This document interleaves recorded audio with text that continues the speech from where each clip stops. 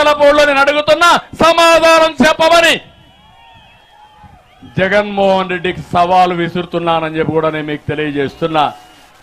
తర్వాత జైలుకు పోయాడు. జైలుకు పోయిన విషయం జ్ఞాపకం ఉంది కదా మీ అందరికీ.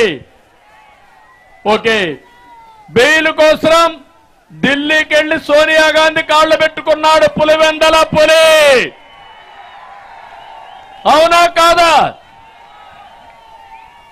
నేను చెప్పలా, వాళ్ళ చెల్లెలే చెప్పిందన్నా, మొన్న షర్మిల గారే చెప్పారు. వాళ్ళ ఇంటిలో ఉండే రహస్యాల్ని వాళ్లే బయట పెట్టే పరిస్థితికి వచ్చారు. ఈ విషయానికి సమాధానం చెప్పమంటున్నాను. అది అయింది. మీరు ఎందుకు ఈ విషయాలు చెప్తున్నారంటే ప్రతి ఒక్క ఇంటిలో చర్చ కావాలి. పులివెందల పంచాయతీ రాష్ట్ర పంచాయతీ కాదు. వాళ్ళ కుటుంబ వ్యవహారం కుటుంబానికి ఉండాలి కానీ ఈ రాష్ట్రానికి చుట్టడం మంచిది కాదని చెప్పి కూడా నేను మీకు తెలియజేస్తున్నా. తర్వాత ఎన్నికలు వచ్చాయి. ఎన్నికల్లో బాబాయిని చంపింది ఎవరు తమ్ముళ్ళు అని మిమ్మల్ని అడుగుతున్నా. నాటకాలు గుర్తున్నాయని మిమ్మల్ని అడుగుతున్నా.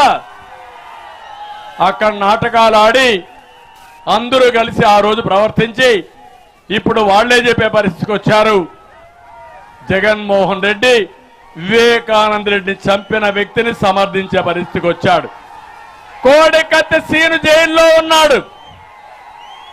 వివేకానంద రెడ్డిని చంపిన వ్యక్తి రోడ్ల మీద ఉన్నాడు. ఇది న్యాయం అని మిమ్మల్ని అందరికీ విజ్ఞప్తి చేస్తున్నా. అంటే ఇక్కడికి అయింది. ఈరోజు ఒక్క విషయం మీరు గుర్తుపెట్టుకోవాలి. మీరందరూ తమ్ముళ్ళు కొంచెం ఓపి పట్టండి. 2 నిమిషాలు ఓపి పట్టాలి.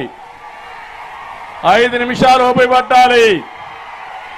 మీలో ఉత్సాహం, ఎమోషన్ చాలా బాగా ఉంది. మిమ్మల్ని చూస్తే నాకేమాత్రం అనుమానం లేదు. జగన్మోహన్ రెడ్డి చిత్తుగా ఓడిస్తారు. వైఎస్ఆర్ కాంగ్రెస్ పార్టీని చిత్తగా కొడతారు.